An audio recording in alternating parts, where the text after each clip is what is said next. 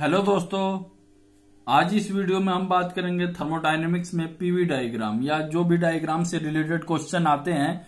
अभी तक शायद पूछे गए हैं कि नहीं, देखे नहीं है, बट ऐसा क्वेश्चन आपको पूछे गए हैं और हो सकता है नेक्स्ट टाइम में पूछा जाए, क्योंकि जेई में आया हुआ है तो हो सकता है आसान क्वेश्चन वहां से इसमें आपके एग्जाम में डाल दें। ठीक है, तो इसमें एक बार हम कॉन्सेप्ट को सीख लेंगे तो जितना भी क्वेश्चन होगा डायग्राम से रिलेटेड, चाहे जेई मेंस हो, चाहे जेई एडवांस हो, चाहे आप बीएचयू बीएससी हो या किसी भी एग्जाम के लिए आप देना चाह रहे हैं, उसमें आप क्रैक कर पाएंगे। ऐसे क्वेश्चन अगर आते हैं तो आप इजिली कर पाएंगे। ठीक है, तो मेरा एम क्या है कि आपको कॉन्सेप्ट क्लियर हो, जिससे कि कोई भी क्वेश्चन आए तो आप इजिली सॉल्व कर पाए। ठीक है, तो यहाँ पे हम ऐसा क्वेश्चन आपको 2019 में देखने को मिला था कि ये मिक्सचर पे क्वेश्चन आया था, तो इसमें भी देखेंगे कि ऐसे क्वेश्चनों को कैसे करते हैं। और ये जो जेई में आया हुआ है क्वेश्चन, तो इसको भी हम देख लेंगे, एक बार समझ लेंगे तो बिल्कुल ही आसान होगा।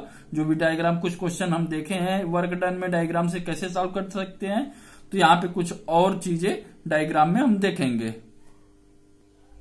यहाँ पे एक बार समझ लेंगे, फिर उसके बाद क्वेश्चन सॉल्व करेंगे। और ये शायद थर्मोडायनेमिक्स का लास्ट होगा, इसके बाद जो भी बचेगा आप अपने से कर लीजिएगा, क्योंकि हमने जितना भी था थ्योरी वाला और कॉन्सेप्ट वाली चीजें कर लिया। ठीक है, केमिस्ट्री में एकाक न्यूमेरिकल्स होंगे उस कॉन्सेप्ट पे तो आते हैं, तो एक बार कर लीजिएगा। इसमें फिजिक्स केमिस्ट्री दोनों इंक्लूड है, तो आप देख लेंगे जो भी आपका बचा है या जैसा भी है। अगर आप जरूरत पड़ेगी तो करा लेंगे एकाक लेक्चर और, बट ये हमारे तरफ से लास्ट है। तो यहाँ पे देख लेते हैं, आप पढ़े होंगे पीवी का power gamma equal to constant किसके लिए होता है, एडियाबेटिक और रिवर्सिबल के लिए। ठीक है, तो हम एक जनरल ले लेते हैं, पीवी का power N equal to constant. ठीक है, अब यहाँ पे हम मान लेते हैं कि जैसे यहाँ पे अगर डायग्राम में ऐसे कुछ बनाते हैं तो पीवी इधर हमारा क्या रहता है, प्रेशर लिखते हैं, इधर वी लिखते हैं। ठीक है, तो ये वर्क डन में हमने बात कर ली है, तो एक बार थोड़ा सा इसको देखेंगे कैसे डायग्राम को बनाते हैं। तो यहाँ पे देखिए कि एन का वैल्यू अगर 0 रख दीजिए, मान लीजिए कि इस वाले इक्वेशन में इसको पहला रेफरेंस मानते हैं कि इसी से हम सब सॉल्व करेंगे। ठीक है, तो एक इक्वेशन मान ले रहे हैं, यहाँ पे एन का वैल्यू यहाँ पे 0 रख देते हैं, तो क्या हो जाएगा, पी वी का पावर 0 इक्वल टू कांस्टेंट, मतलब प्रेशर इक्वल टू कांस्टेंट हो गया। ठीक है, तो इसका कैसा डायग्राम बनेगा, अगर पीवी पे बनाए तो प्रेशर कांस्टेंट होगा, तो प्रेशर का यहाँ पे है ये प्रेशर वाली लाइन, तो यहाँ पे मान लीजिए कि यहाँ पे मान लीजिए हमने मान लिया है कि 1 एटीएम प्रेशर है, तो यहाँ पे कुछ ऐसे लाइन जाएगा 1 से 2, एक प्रोसेस में दिखाना चाहे तो 1 से 2 प्रोसेस ऐसे कुछ होगा। ठीक है, तो चलिए हमें ये तो पता चल गया कि अगर एन हमारा 0 है तो क्या होगा, जैसे हमने एक जनरल इक्वेशन माना है पीवी का power N equal to constant, यहाँ पे एन 0 इक्वल टू पे क्या हो रहा है, हमारा प्रेशर कांस्टेंट हो रहा है। ठीक है, अब यहाँ पे हम इस वाले फॉर्म को थोड़ा सा एन से हम डिवाइड कर रहे हैं, मतलब जो हमने यहाँ पे लिखा रहता है जैसे एक्स स्क्वायर इक्वल टू 2 लिखे हैं, तो फिर क्या लेते हैं, अंडर रूट 2 लिखते हैं, मतलब दोनों साइड क्या लेते हैं, अंडर रूट 2। तो यहाँ पे क्या लिखेंगे, 1/2 इंटू 2, यहाँ पे भी 1/2 हो जाएगा, तो ऐसे कुछ लिख देंगे। तो ऐसे ही यहाँ पे एन से करेंगे, तो यहाँ पे 1/n हो जाएगा, और v का पावर 1/n इंटू एन, और यहाँ पे c का पावर 1/n हो गया। ठीक है, यहाँ पे हमने जनरल में देखा है, तो अभी देख लेंगे कि इसका क्या मतलब है। तो यहाँ पे बस एक मतलब समझने के लिए यहाँ पे n का रूट ले लिया है दोनों साइड। ठीक है, तो यहाँ पे आपका ये कैंसिल होके 1 हो गया, तो यहाँ पे अगर इसको लिखना चाहे तो ऐसे कुछ लिख सकते हैं, p का पावर 1/n इंटू वी और c का पावर 1/n। तो इससे क्या मतलब है, इसका क्या फायदा है, तो यहाँ पे हम अभी देख लेते हैं। तो देखिए हमने इसी से अगर 0 रखा तो हमने क्या पाया, प्रेशर कांस्टेंट। अब यहाँ पे हम n इक्वल टू इन्फिनिटी रखते हैं दूसरे केस में, तब देखिए हमें क्या मिलता है, तो n इक्वल टू इन्फिनिटी रखने पे क्या मिलेगा, यहाँ पे 1 p का पावर 1/इंफिनिटी और v, और यहाँ पे c का पावर 1/इंफिनिटी। तो 1/इंफिनिटी 0 होता है, तो 0 का पावर कोई भी होता है, जैसे किसी भी कांस्टेंट का पावर 0 कितना होता है, 1 होता है, और ये वॉल्यूम हो गया, और ये कांस्टेंट का पावर, तो मतलब एक मान सकते हैं कि 1 आएगा या कांस्टेंट लिख सकते हैं। तो यहाँ पे देख रहे हैं कि जब n का पावर इस केस में रखने पे इन्फिनिटी, तो क्या आ जा रहा है, वॉल्यूम कांस्टेंट आ रहा है। तो अब हम क्या बताएंगे, यहाँ 1 से हम इसको मान लेते हैं 2 डैश है। ठीक है, तो यहाँ पे 1 से 2 जा रहे हैं, तो हम अभी देखेंगे कि ये कंप्रेस हो रहा है कि एक्सपेंड हो रहा है कि क्या होगा, तो वो अलग हम स्टडी करेंगे। बट यहाँ पे बस एक जनरल केस में ले रहे हैं कि अगर n इक्वल टू 0 रख रहे हैं तो हमारा प्रेशर कांस्टेंट, तो ये देखिए प्रेशर कांस्टेंट है, तो यहाँ तो हो सकता है कि ऐसा कुछ बने, या हो सकता है कुछ हमारा डायग्राम इस साइड भी एक्सटेंड कर सकता है, इधर के साइड, तो इधर वाला होगा तो क्या कहेंगे। अब देखिए 1 से 2 जा रहे हैं, तो वॉल्यूम यहाँ पे मान लीजिए वॉल्यूम V1 है, यहाँ पे वॉल्यूम V2 है, तो एक तरह से ये वॉल्यूम एक्सपेंड कर रहा है, तो यहाँ एक्सपेंशन का केस है अगर इस साइड कर रहे हैं जहां पे वॉल्यूम बढ़ेगा। और यहाँ पे देखिए ये प्रेशर को कंप्रेस करें तो वॉल्यूम कांस्टेंट है, तो हम इसको बोल सकते हैं यहाँ पे जो 1 से 2 डैश प्रोसेस है एन इन्फिनिटी पे क्या हो जा रहा है आपका वॉल्यूम कांस्टेंट है। तो चाहे ये हमारा ऐसे कुछ बन सकता है या ऊपर भी जा सकता है, तो दो कंडीशन इसमें भी है, तो हम दोनों कंडीशन को पढ़ लेंगे जिससे कि जो भी क्वेश्चन आते हैं हमारा इजिली सॉल्व हो जाए।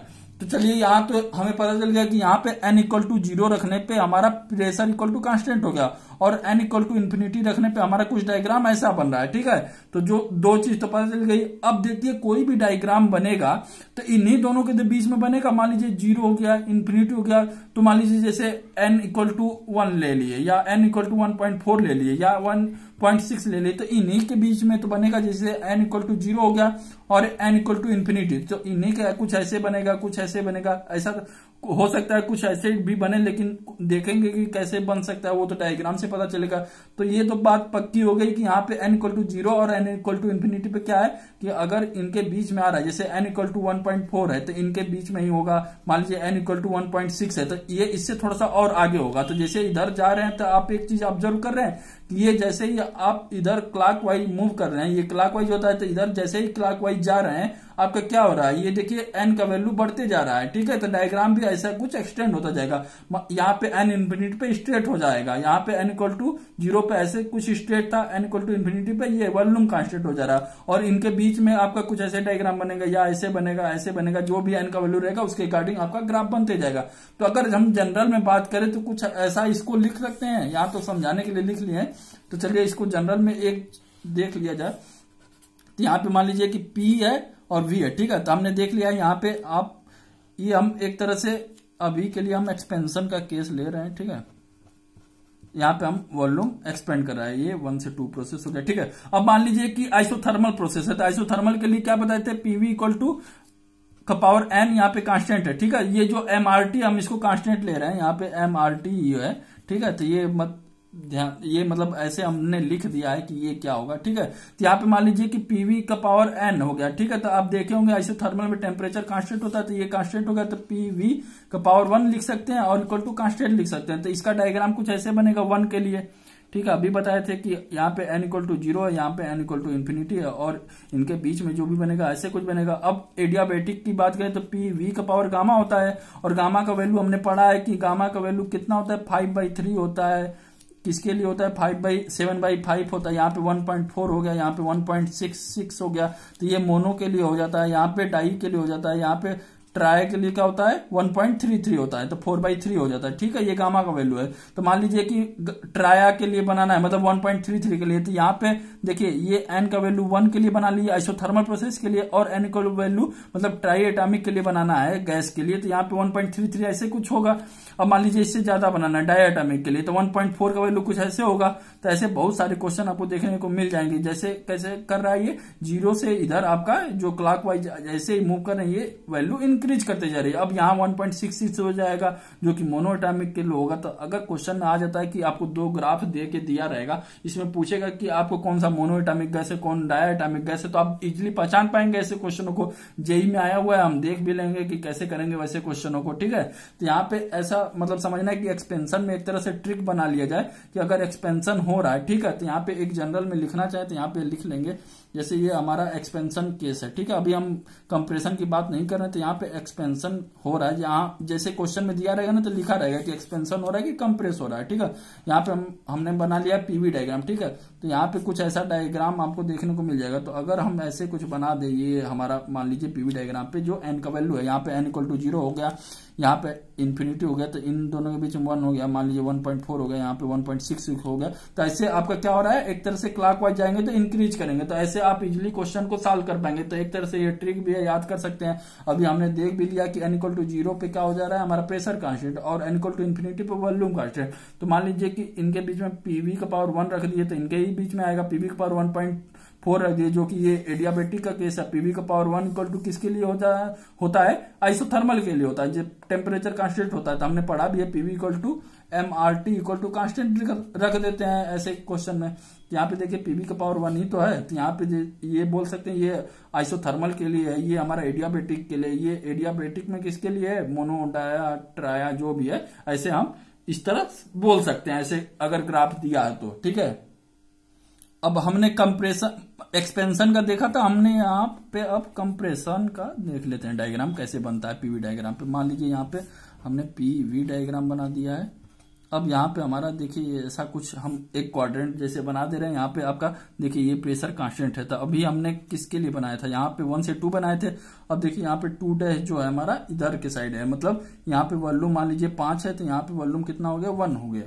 तो एक तरह से ये बोल सकते हैं ना कि ये हमारा अब कंप्रेस कर रहा है, तो ये कंप्रेशन के लिए डायग्राम था। इधर वाला जो है ये एक्सपेंडल मतलब एक्सपेंशन के लिए ग्राफ है, यहाँ पे कंप्रेशन के लिए ग्राफ है, ठीक है।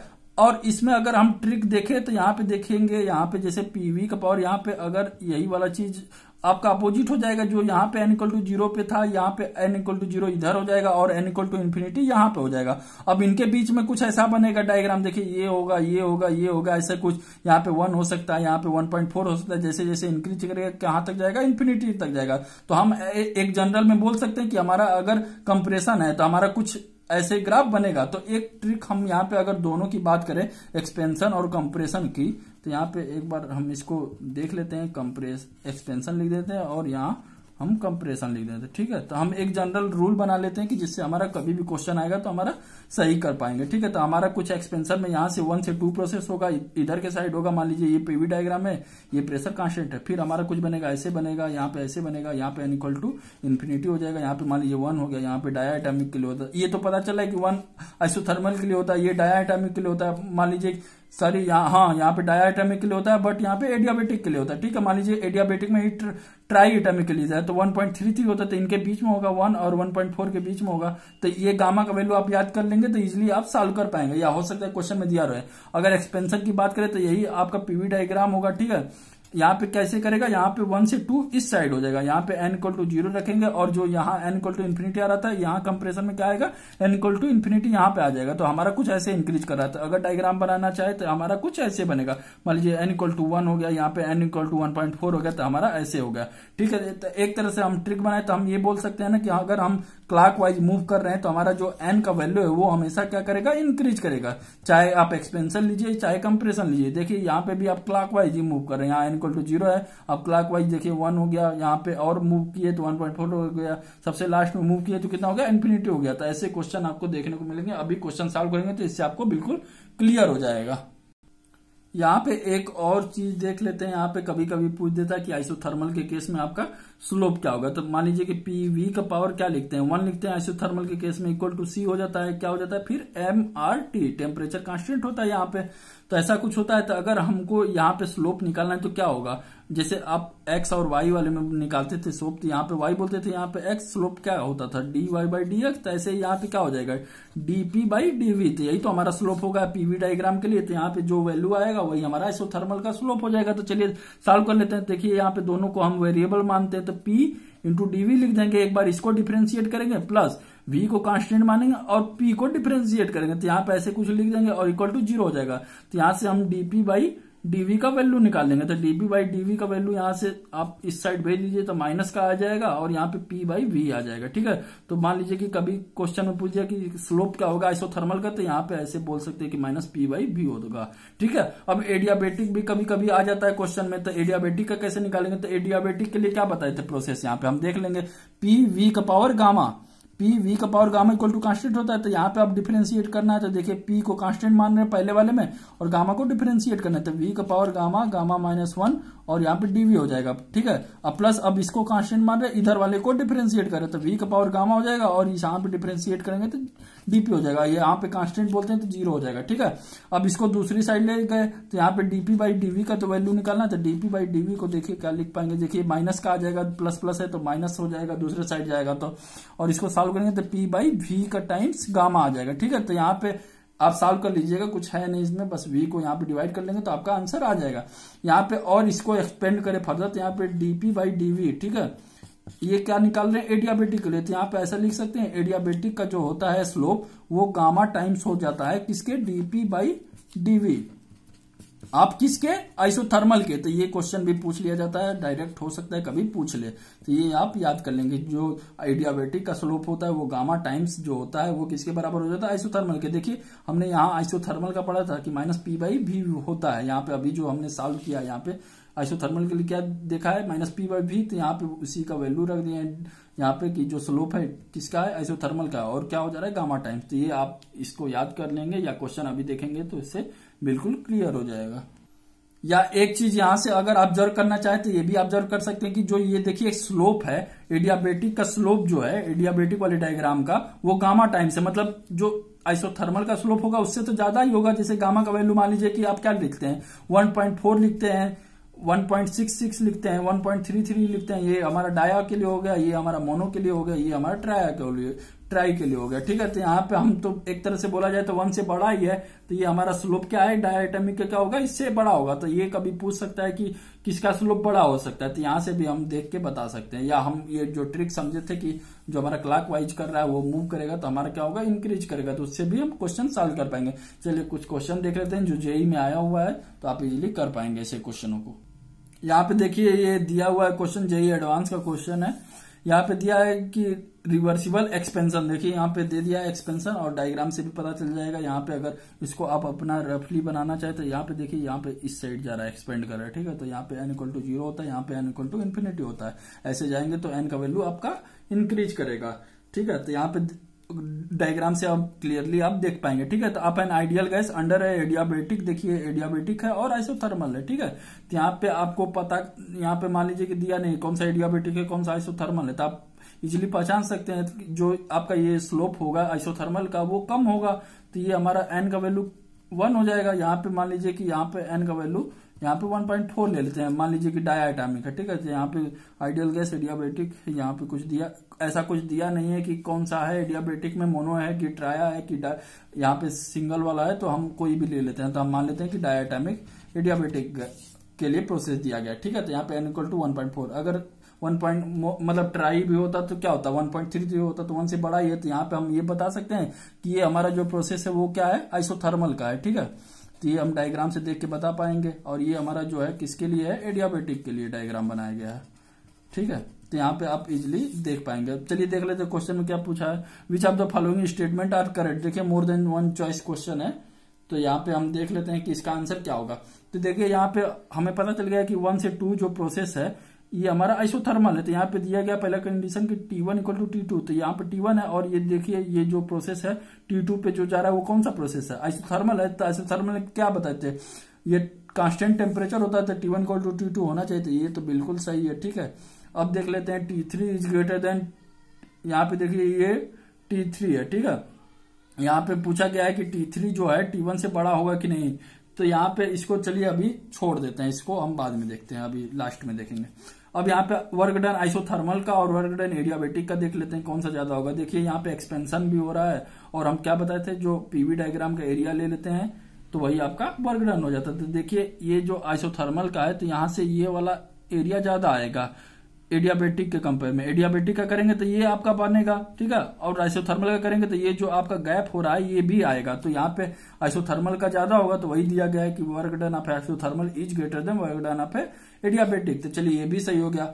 अब यहाँ पे पूछा है कि डेल्टा यू मतलब इंटरनल एनर्जी किसकी ज्यादा है, आइसोथर्मल की कि एडियाबेटिक की। तो चलिए फर्स्ट लॉ आपने पढ़ा है Q-W=ΔU, ठीक है। एडियाबेटिक के लिए देखना है तो हम एक बार ये देख सकते हैं।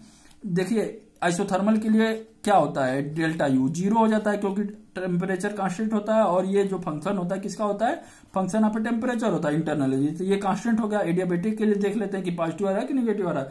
तो ये देखिए आप मान लीजिए कि यहाँ पे एडियाबेटिक में क्या होता है, ये 0 हो जाता है इसके लिए अगर बात करें तो, और 0 हो गया। और देखिए यहाँ पे एक्सपेंशन का केस है, तो फिजिक्स में क्या बताते हैं, एक्सपेंशन के लिए वर्क डन हमारा पॉजिटिव होता है। तो देखिए यहाँ पे डेल्टा यू क्या आ रहा है, निगेटिव आ रहा है। तो ऐसा बोल सकते हैं डेल्टा यू हमेशा क्या होगा, हमारा जो डिक्रीज है मतलब लेस देन 0 होगा। तो ये हम बता सकते हैं कि आइसोथर्मल का जो इंटरनल एनर्जी वो ज्यादा होगा। तो यहाँ पे वही दिया गया है कि इंटरनल का ये जो आपका एडियाबेटिक का जो इंटरनल एनर्जी वो कम है किससे, आइसोथर्मल के। तो यहाँ पे ये भी सही, ये भी सही, ये भी सही। अब देख लेते दूसरा ऑप्शन सही है कि नहीं, तो देख ले। यहाँ पे देखिए यहाँ पे T1 दिया है, ठीक है, यहाँ पे T3 दिया है, ठीक है। तो यहाँ पे देखिए क्या कर रहा है, एक्सपेंड कर रहा है, ठीक है। तो एक्सपेंड करेगा कोई भी चीज तो वॉल्यूम या तो टेम्परेचर डिक्रीज ही होगा। सिंपल सी बात है। अगर अपने से भी कॉन्सेप्ट या दिमाग लगाएं कि जब हमारा कोई चीज यहाँ पे हम कंप्रेस करते हैं तो कंप्रेस करेंगे तो कुछ टेंशन होगा, हम ऐसे ही बता रहे हैं, कुछ टेंशन होगा जिससे क्या होगा, आपका टेम्परेचर बढ़ेगा। मान लीजिए एक्सपेंड कर रहा है, फ्रीली एक्सपेंड कर रहा है, यूं बढ़ते गया तो क्या होगा, टेम्परेचर डिक्रीज ही तो करेगा एक तरह से। तो यहाँ पे देखिए T3 दिया है ग्रेटर देन T1, तो ये बिल्कुल ही गलत है। आप एक बार अपने से भी सोचिएगा कि ये एक्सपेंड करेगा तो टेम्परेचर डिक्रीज है। अगर कंप्रेस करता तो कंप्रेस के लिए देखिए यहाँ पे ऐसे कुछ डायग्राम बनता, यहाँ पे देखिए ऐसे कुछ, तो अगर यहाँ पे अगर हमारा यही डायग्राम कंप्रेशन के लिए रहता तो यहाँ पे कुछ ऐसे बनता। तो देखिए यहाँ पे यूं ऐसे इंक्रीज कर रहा है, तो देखिए यहाँ पे टेम्परेचर इंक्रीज करने लगता। तो ये हम डायग्राम से भी पता कर सकते हैं। या टेम्परेचर को अगर ऐसे देखना चाहें, एक मान लीजिए कि पिस्टन सिलेंडर है, ठीक है, आपको इसमें गैस भरा गया है, ठीक है, तो आप कंप्रेस किए हुए हैं। मान लीजिए कि यहाँ पे आपका इनिशियल है, तो कंप्रेस किए हुए हैं, तो यहाँ पे टेम्परेचर T1 है। अब मान लीजिए इसको थोड़ा सा एक्सपेंड कर दिए, तो यहाँ पे कर दिए पिस्टन को, जो है हमारा ये पिस्टन यहाँ पे हो गया। तो ये देखिए गैस का मॉलिक्यूल्स यहाँ पे, ये जो 4 ही मॉलिक्यूल्स है मान लेते हैं, तो यहाँ पे एक यहाँ होगा, एक यहाँ होगा, एक यहाँ होगा, एक यहाँ होगा। तो अट्रैक्शन कम होगा, तो यहाँ पे जब गैस एक्सपेंड करेगी तो टेम्परेचर भी कम होगा क्योंकि कोलिजन कम होगा। तो ये सब हमने सारी चीजें डिस्कस की हुई है, तो एक बार आप देख लीजिएगा अपने से। चलिए अब दूसरा क्वेश्चन देख लेते हैं। यहाँ पे क्वेश्चन देखिए, ये भी जेईई एडवांस का क्वेश्चन है 2001 का, ठीक है। यहाँ पे दिया गया पीवी डायग्राम बनाया गया है 2 गैसेज के लिए, एडियाबेटिक प्रोसेस के लिए, ठीक है। यहाँ पे एडियाबेटिक दोनों ही है। यहाँ पे प्लॉट 1 प्लॉट 2 दिया गया है, देखिए करस्पॉन्डिंग रेस्पेक्टिवली, ठीक है। इसमें पूछा है कि 1 और 2 क्या है। यहाँ पे हीलियम है पहला, कि ऑक्सीजन है, कि ऑक्सीजन की हीलियम है कि आर्गन है यहाँ पे। तो यहाँ पे एक चीज समझ में आ रहे होंगे, इतना तो आपको पता होना चाहिए, मोनोएटॉमिक डायटॉमिक कौन सा होता है, हमने बताया भी हुआ है। अगर नहीं बताया तो आप जान लेंगे कि ये जो हीलियम होता है, ये आर्गन होता है, ये किस में आता है, मोनोएटॉमिक में। डायटॉमिक में हो जाता है नाइट्रो, मतलब यहाँ पे जो ये ऑक्सीजन हो गया, ठीक है। यहाँ पे इस केस में क्या होगा, ये मोनोएटॉमिक, हीलियम जो है हमारा क्या होगा, मोनोएटॉमिक, और ये ऑक्सीजन हमारा क्या होगा, डायटॉमिक है, ठीक है। ये देख के भी समझ में आ रहा होगा। तो इसमें यही पूछना है कि अब यहाँ से आप गामा का वैल्यू तो आपको पता है कि डायटॉमिक के केस में 1.4 होता है और मोनोएटॉमिक के केस में 1.66 होता है, ठीक है। तो आप अगर डायग्राम बनाना चाहें तो इसका आप अपने से कर सकते हैं। यहाँ पे n इक्वल टू 0 होगा, देखिए एक्सपेंशन का है, तो यहाँ पे देखिए एक्सपेंड कर रहा है n इक्वल टू 0, और n इक्वल टू यहाँ पे क्लॉकवाइज जाएंगे तो क्या करेगा, इंक्रीज करेगा। अगर आपको डायग्राम बनाना है तो अगर आपको पता चलेगा 1.4 1.6, तो यहाँ पे हम कुछ ऐसा लिख सकते हैं कि ये हमारा 1.4 होगा और ये इससे ज्यादा होगा, तो यहाँ पे 1.66। तो जब ये आप अपने से लिख दिए तो ये पता कर सकते हैं कि ये किसके लिए होता है, ये डायटॉमिक के लिए हो सकता है। तो डायटॉमिक हमारा क्या है, ऑक्सीजन है, तो ये हमारा O2 का डायग्राम है। ये मोनोएटॉमिक के लिए है, तो मोनोएटॉमिक क्या है हमारा, हीलियम है। तो आपका ये जो पहला वाला प्रोसेस है वो क्या होगा, प्लॉट यहाँ पे दिया है ये, और वो ये पूछा है 1 और 2, तो 1 क्या हो जाएगा आपका डायटॉमिक हो जाएगा, O2 हो जाएगा, और दूसरा क्या हो जाएगा, हीलियम। तो ये आप ऐसे टिक कर पाएंगे। तो आप एक बार देख लीजिएगा, एक बार समझ लिए क्वेश्चन को तो आप इजिली सॉल्व कर पाएंगे। तो चलिए, अगर किसी को प्रॉब्लम होता तो पूछ लेंगे, हम अगले वीडियो में ट्राई करेंगे, अगर जरूरत पड़ी तो बना देंगे थर्मोडायनेमिक्स का, ठीक है। चलिए अब दूसरा क्वेश्चन देख लेते हैं। अब यहाँ पे एक क्वेश्चन ये भी आया हुआ है जेईई एडवांस में, बिल्कुल ही अलग है, आपको समझ में भी नहीं आएगा अगर पहले बार देख रहे हैं तो देखिए, which of the following graph correctly represent the variation of a beta, और इसमें दे दिया, ठीक है। तो कुछ आपका जो पीवी डायग्राम है उसको दिया ही नहीं है, ये कुछ अलग सा ही दे दिया है। तो एडवांस में ऐसे क्वेश्चन देखने को मिल जाते हैं, तो इसको क्या करेंगे, आप उसमें चेंज करेंगे, या जो भी पढ़े हैं तो उन्हीं का हेल्प लेके आप इस क्वेश्चन को सॉल्व करेंगे। तो देखिए यहाँ पे हमने लिख दिया है, जो इक्वेशन दिया गया है, बीटा इक्वल टू क्या है, ये मान लीजिए del V by del P है, और 1/v दिया है, ठीक है। तो यहाँ पे देख रहे हैं कि कुछ ऐसा हमने टर्म पढ़ा हुआ था, del P by del V, उसी को तो हम बोलते हैं, del P by del V को ही तो बोलते हैं जो हमारा पीवी डायग्राम का स्लोप होता है, ठीक है। तो यहाँ पे कुछ कंडीशन दिए गए, with P for an ideal gas off a constant temperature.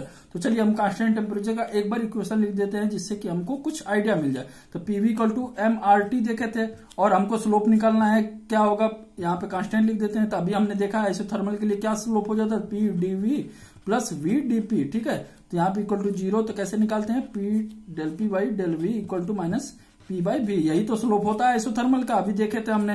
तो यहाँ पे चलिए इसका वैल्यू हम पुट कर देते हैं। तो यहाँ पे हम बीटा का इक्वल टू वैल्यू एक बार फिर से लिखना चाहे तो देखिए, यहाँ पे मान लीजिए कि माइनस को हम इधर ही रहने देते हैं, तो यहाँ पे आप इसका लिखना चाहे माइनस डीपी बाई डीवी, तो इसका उल्टा हो जाएगा, तो वी बाई पी हो जाएगा, ठीक है। V/P और 1/V। देखिए ये आपका dV/dP दिया, यहाँ पे जो निकाले हैं dP/dV, तो इसको हम इधर आप क्रॉस मल्टीप्लाई कर दीजिए या उल्टा कर देंगे तब भी आपका आ जाएगा। तो यहाँ पे हमने कर दिया तो V/P लिख देंगे, और 1/V दिया है, तो अगर इसको मल्टीप्लाई करें तो हमारा जो बीटा का आ गया वो कैसे रिलेशन आ गया, बीटा का 1/P के साथ आ गया। और इसको थोड़ा सा और सिंप्लीफाई करें तो इसको ऐसे लिख सकते हैं यहाँ पे beta into P equal to constant, ठीक है, 1 को कांस्टेंट मानते हैं, ठीक है। तो अभी कुछ ऐसा ही आ गया हमारा ग्राफ, पीवी का power gamma equal to constant. तो देखिए बीटा इंटू पी का power gamma equal to constant, तो हमारा कुछ ऐसे ही ग्राफ बनेगा जो अभी हमने देखा था पीवी इक्वल टू गामा का पावर 1 के लिए था। यहाँ पे देखिए यहाँ पे भी 1 वैल्यू होगा, क्योंकि अगर हम वैसे लिखना चाहे तो बीटा इंटू पी का पावर 1 हो जाएगा। यहाँ पे हमने अभी देखा था, तो कैसे देखा था, यहाँ पे जो हमारा बना था पी इक्वल टू कांस्टेंट के लिए यहाँ पे कुछ ऐसे था, और दूसरा कैसे था यहाँ पे पीवी इक्वल टू गामा, तो कुछ ऐसे हमारा बना था। तो जो ग्राफ हमारा ऐसे कुछ बनेगा वही हमारा आंसर हो जाएगा। तो देखिए इसमें पहला ही ग्राफ जो है आपका ऐसे कुछ बना है। यहाँ पे मान लीजिए कि यहाँ पे आपका 0 है, यहाँ पे n इक्वल टू 0 है, यहाँ पे n इक्वल टू यहाँ पे मान लीजिए कि इन्फिनिटी है, और ये आपका n इक्वल टू 1 के लिए ऐसे कुछ ग्राफ बनेगा। ऐसा कुछ हमने देखा नहीं था, यहाँ पे ऐसा कुछ देखा नहीं था। अगर किसी को ग्राफ में प्रॉब्लम है तो बता देंगे कि कैसे ग्राफ देखा जाता है, तो हम एक वीडियो उस पर भी बता देंगे, क्योंकि यहाँ पे पता चल जाता है कि डिक्रीज कर रहा है कि इंक्रीज कर रहा है कि क्या कर रहा है। जैसे यहाँ पे भी 2 ग्राफ बन सकते हैं, जैसे बहुत लोगों को यहाँ पे पता भी होगा कि इसका जैसे ऐसे कुछ ग्राफ बनता है, कुछ ऐसे ग्राफ बनता है। तो पहले और दूसरे में दोनों में डिफरेंस होता है कि एक में स्लोप इंक्रीज कर रहा है, एक में डिक्रीज कर रहा है। तो ये आप हमें इतना पता है कि आप पढ़े होंगे, अगर नहीं पढ़े होंगे तो आप बता देंगे, एक बार हम ग्राफ पे क्वेश्चन देख लेंगे, या जो जनरल ग्राफ पे क्वेश्चन होते हैं कैसे स्लोप बढ़ते हैं, कैसे डिक्रीज करेंगे, कैसे इंक्रीज करेंगे, तो उस पर हम देख लेंगे। तो चलिए इस क्वेश्चन के लिए तो आंसर आपका ये हो जाएगा। अब चलिए एक और क्वेश्चन देख लेते हैं। अब देखिए ये क्वेश्चन आपका BHU BSc 2019 में आया हुआ है, ये है मिक्सचर वाले पे, ठीक है। तो gamma of A for the mixture पूछा गया है। आपको क्वेश्चन क्या दिया है, n mole of A mono atomic gas इतना दे दिया गया है, मोनो एटॉमिक के लिए, डाई एटॉमिक के लिए पूछा है मिक्सचर के क्या होगा।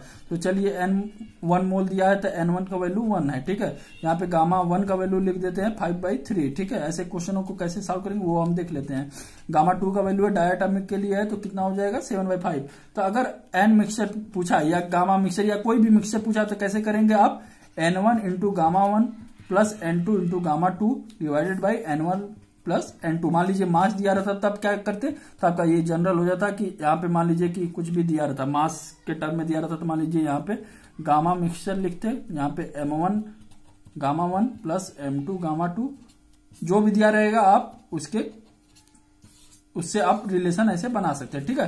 तो ये n हो सकता है यहाँ पे या m हो सकता है, ठीक है। तो यहाँ पे आप देख लेंगे, यहाँ पे n दिया था तो n का ही लेकर सॉल्व करेंगे, तो n ये हो जाएगा। बहुत सारे क्वेश्चन आपको देखने को मिल जाएंगे, ठीक है। मान लीजिए यहाँ पे Cp का वैल्यू दिया रहता, 2 वैल्यू दिया, यहाँ पे Cp मिक्सचर पूछा तो क्या लिखते, n1 Cp1, तो ऐसे लिख पाएंगे। यहाँ पे गामा दिया था n gamma 1 plus n gamma 2, यहाँ पे क्या है नंबर ऑफ मोल्स है, ठीक है। यहाँ पे गामा 1 प्लस गामा 2 मत कर लीजिएगा, यहाँ पे n1 प्लस n2 है, तो यहाँ पे गामा यहाँ पे 5/3 हो जाएगा, यहाँ पे 1 प्लस 7/5 हो जाएगा, और यहाँ पे 1 प्लस 1 हो जाएगा। तो इसको आप सॉल्व कर लीजिएगा, जितना भी आंसर आएगा वो आपका आंसर हो जाएगा।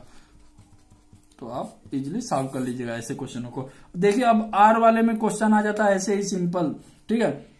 तो वहां पे क्या दिया रहता है, आर कैरेक्टरिस्टिक पूछा रहता है। तो हमने बताया भी आर कैरेक्टरिस्टिक और आर यूनिवर्सल में क्या अंतर है। तो देखिए ये जो हम ऐसे कुछ यहाँ पे मॉलिक्यूलर वेट ऐसे लिखते हैं, ये यूनिवर्सल है, ये हमारा क्या है कैरेक्टरिस्टिक गैस कांस्टेंट है। तो ये आप ध्यान देंगे कि मान लीजिए कि आर मिक्सचर पूछा है किसी कैरेक्टरिस्टिक वाले का, तो यहाँ पे मान लीजिए m1 प्लस r1 लिखेंगे, यहाँ पे m1 प्लस r2 प्लस यहाँ पे m1 r1 plus m2 r2 divided by m1 plus m2। मान लीजिए यहाँ पे r1 का वैल्यू, यहाँ पे जैसे मान लीजिए कि ऑक्सीजन दिया है गैस में, यहाँ पे नाइट्रोजन दिया है, तो यहाँ पे क्या चेंज आएगा, यहाँ पे आप डायरेक्ट m1 नहीं लिख सकते, यहाँ पे क्या करना पड़ेगा 8.31 तो कांस्टेंट रहता है, बट मोलिकुलर वेट तो इसका चेंज हो रहा है और इसका चेंज हो रहा है। तो आप कैसे ऐसे क्वेश्चनों को सॉल्व करेंगे, तो यहाँ पे देखिए मान लीजिए कि m1 लिख दिए, ठीक है। यहाँ पे आप क्या करेंगे, जैसे n वाले में हमने बताया भी हुआ है, तो इसको r बार लिखेंगे और मोलिकुलर वेट लिख देंगे, ठीक है।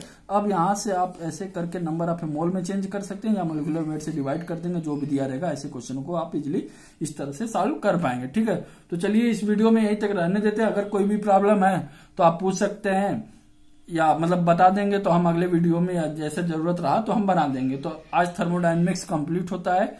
कुछ क्वेश्चन रह जाएंगे तो आप अपने से देख लीजिएगा, हमें जो लगा इम्पोर्टेंट या जो क्वेश्चन आ सकते हैं जो आसान थे आप जल्दी कर पाएंगे या कंसेप्ट पे रहते हैं उन्हें हमने बता दिया। ठीक है, तो चलिए इस वीडियो में यही रहने देते हैं।